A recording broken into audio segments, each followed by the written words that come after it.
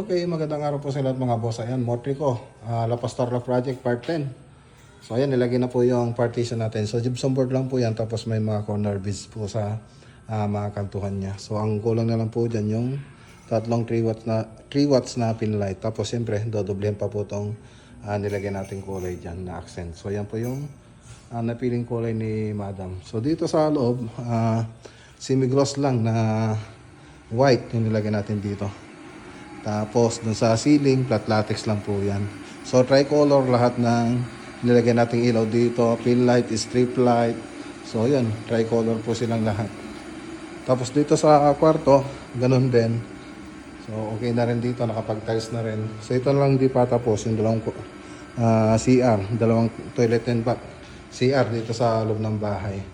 So pagkatapos niyan, doon na po tayo sa labas ng bahay. So, tingnan po natin dito sa labas. Dito sa labas, so yan, naka-Versatex na po to. Yan.